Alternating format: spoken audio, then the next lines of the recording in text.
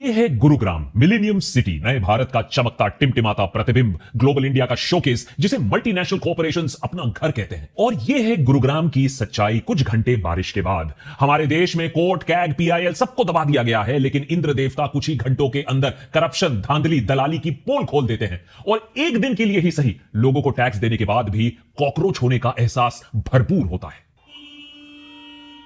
दरअसल बेंगलोर और मुंबई की तरह किसी ने गुरुग्राम की हाइड्रोग्राफी को ध्यान से पढ़ा ही नहीं। यह शहर एक टाइम पर शहाबी रिवर बेसिन का एक हिस्सा हुआ करती थी, जहां सीजनल लेक्स हुआ करते थे। इसी कैचमेंट एरिया के ऊपर 1990s में बड़े बड़े इमारत बना दिए गए। पैसे खिलाकर बिल्डर्स ने इंक्रोचमेंट कर दिया, नेचुरल ड्रेनेज चैनल्स को ब्लॉक कर दिया। नतीजा आज यह हुआ कि मॉनसून्स में 100 करोड़ वाली अपार्टमेंट्स के सामने गटर वाली वेनिस फीलिंग आती है। 100 करोड़ के फ्लैट पानी देखो आप। लेकिन चलो, हर साल डूबते हुए मैक्सिमम सिटी मुंबई और मिलेनियम सिटी गुरुग्राम को मीडिया कवरेज और सोशल मीडिया आउटरीच तो मिल जाता है। इस बार तो हमारे हिल्स में जो हुआ उसकी हालत भी पूरे देश ने देखा। जम्मू एंड कश्मीर, उत्तराखंड, हिमाचल प्रदेश में कुल मिलाकर 500 मौतें के आसपास दर्ज की गई हैं एक मॉनसून के अंदर।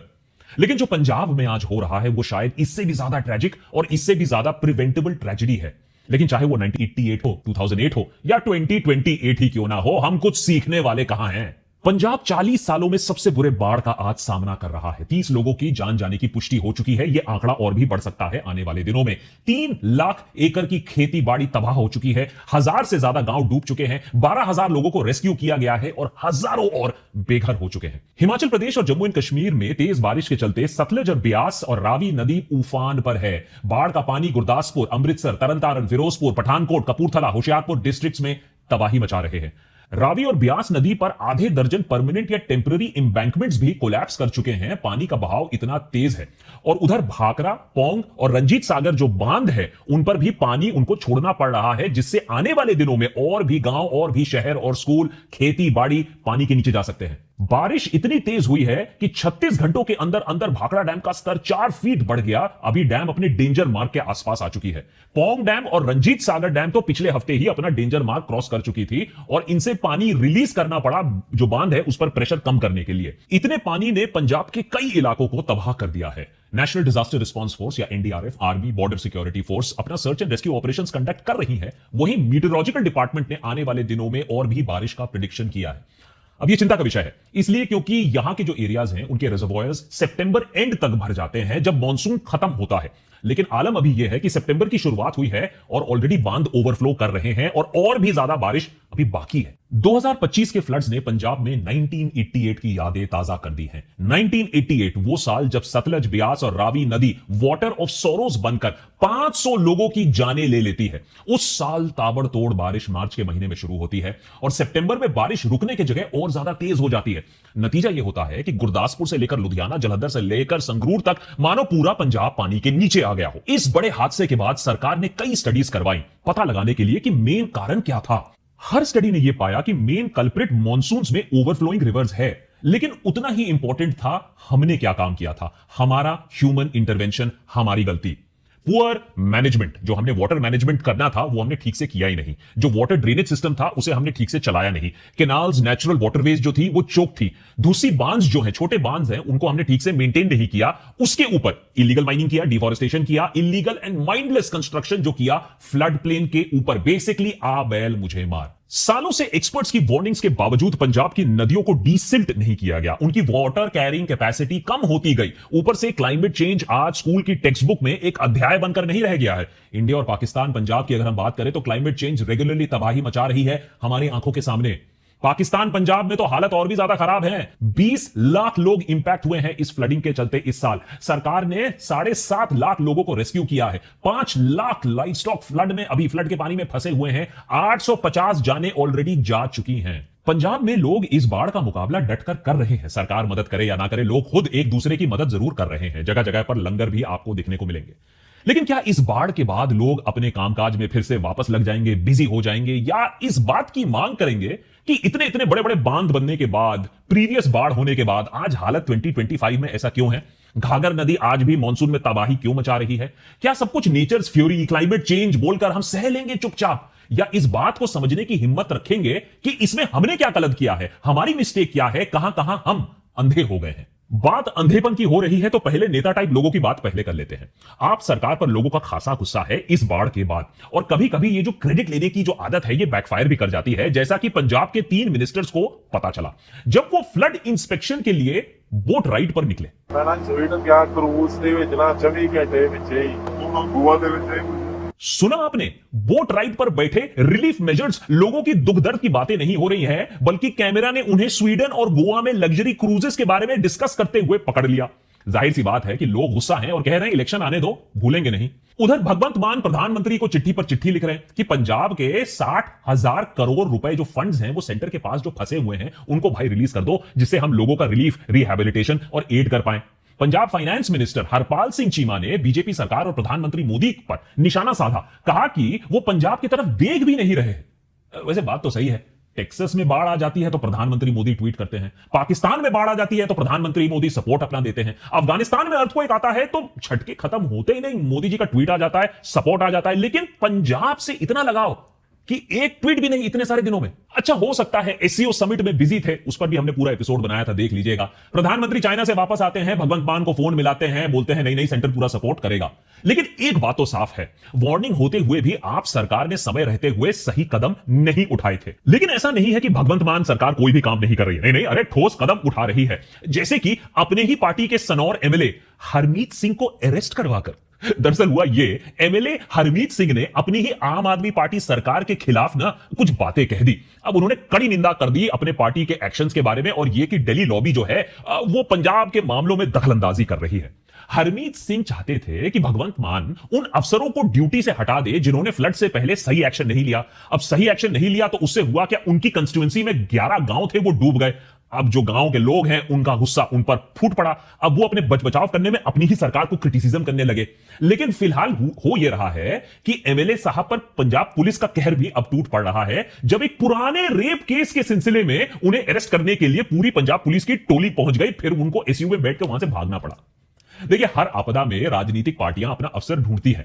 आम आदमी पार्टी सरकार को भी अपना हिसाब तो देना पड़ेगा जब इलेक्शन आएगी। कांग्रेस पार्टी आपको फेलियर बता रही है इस फ्लडिंग के बाद, लेकिन जब पंजाब की फ्लडिंग की बात आती है तो सारे पार्टी दोषी हैं, सारे पार्टी गुनहगार हैं। समझाता हूं कैसे। पंजाब को लैंड ऑफ द रिवर्स कहा जाता है और रिवरीन एरियाज में कुछ हद तक फ्लडिंग होना काफी नॉर्मल है, लेकिन जिस फ्रीक्वेंसी और जिस इंटेंसिटी से पंजाब में फ्लडिंग हो रहा है वो कहीं से भी नॉर्मल नहीं है। अभी 2025 की फ्लडिंग, उससे 2 साल पहले 2023 में भी फ्लडिंग हुई थी पंजाब में, उससे 2 साल पहले भी फ्लडिंग हुई थी जब करीबन 1400 विलेजेस 18 डिस्ट्रिक्ट में पानी के नीचे चले गए थे। और इसका कारण सिर्फ नेचर नहीं है। नेचर को दोष देना, अपने काम पर फिर लग जाना बहुत आसान है, लेकिन ये रहे 6 ह्यूमन इंड्यूस्ड फैक्टर्स जिसकी वजह से आज पंजाब की यह हालत है। पहले थोड़े कारण समझ लीजिए, उसके बाद सॉल्यूशंस की भी बात करेंगे। सबसे पहला कारण है डैम्स। जी हां, भाखड़ा, पौंग, रंजीत सागर डैम, जिन्हें बनाया तो गया था अच्छे कारणों की वजह से, हाइड्रो इलेक्ट्रिक पावर जनरेट होगा, सिंचाई के लिए पानी डिस्ट्रीब्यूट हो जाएगा, तो डैम्स अच्छे होते तो हैं, लेकिन वही डैम्स मानसून में भारी पानी भी रिलीज करते हैं, वो भी झटके में पानी रिलीज करते हैं, जिससे डाउनस्ट्रीम तबाही मच जाती है। भाखड़ा डैम दुनिया के सबसे विशाल, सबसे प्रसिद्ध बांधों में उसे गिना जाता है। यहां इतना पानी स्टोर होता है, इतना पानी स्टोर होता है कि सतलज नदी बस एक सूखी हुई धारा बनकर रह जाती है। अब सालों से लोगों ने क्या किया, इसी सूखे हुए रिवरबेड पर फार्मिंग करने लगे और घर भी बसाने लगे। लेकिन जब बाढ़ आती है, जब बांध में पानी भर जाता है, जब फ्लडगेट्स को खोला जाता है, तो यही घर, यही खेत तबाह हो जाते हैं, और साथ ही साथ ये जो पानी जिसको ब्लॉक फील करता है, पानी दूसरे जगहों तक भी पहुंच जाता है। दूसरा कारण, एक्सेस रेन वाटर को संभालने के लिए ड्रेन्स, सीजनल रिवरलेट्स और एम्बैंकमेंट्स बनाए जाते हैं, लेकिन उन्हें मेंटेन करना बहुत जरूरी होता है। इस साल रावी और ब्यास के एम्बैंकमेंट्स कोलैप्स कर जाते हैं। जब बांध अपनी पानी तेजी से छोड़ता है तो ये एम्बैंकमेंट्स टूटने के चांसेस और भी बढ़ जाते हैं, और उसके ऊपर आपने मेंटेनेंस तो की नहीं, तो हुई ना तबाही का फॉर्मूला। तीसरा कारण, 2020 में department of mines and geology, government of Punjab की रिपोर्ट की बात कर रहा हूं। उन्होंने 2019 के फ्लड्स के ऊपर एक मेजर रिपोर्ट निकाली, कारण निकाला कि सिल्ट एक मेजर रीजन है पंजाब में फ्लडिंग की वजह से। नदी अपने बहाव में, आपको मालूम है, सिल्ट कैरी करती है, इससे फर्टाइल प्लेन बनते हैं, उसी फर्टाइल प्लेन पर खेती होती है। यह बेसिक जियोग्राफी है।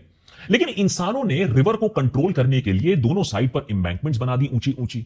नतीजा यह हुआ कि सिल्ट अब एक बहुत छोटे और बहुत पतले कॉरिडोर में जमा होने लगा, और इसका नतीजा होता है कि नदी की जो वाटर कैरिंग कैपेसिटी होती है वो कम हो जाती है।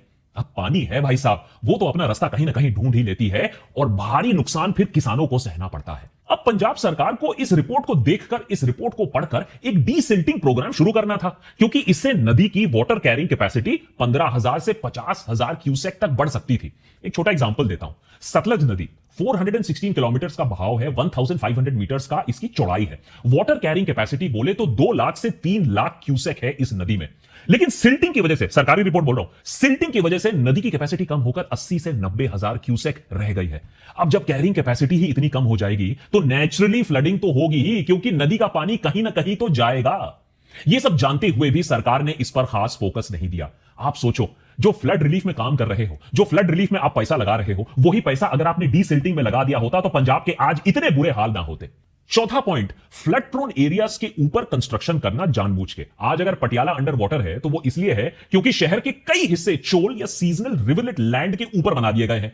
अब ये इलीगल है, लेकिन इस इलीगल कंस्ट्रक्शन की मंजूरी खुद स्टेट के urban planning and development authority ने दी है, तो कर लो बात।